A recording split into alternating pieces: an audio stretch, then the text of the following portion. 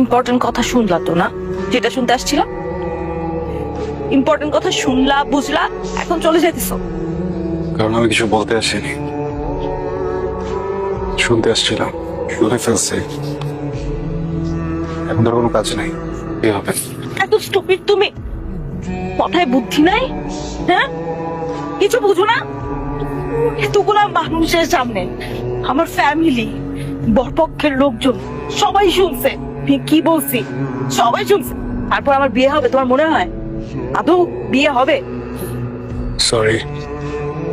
ওকে, fine.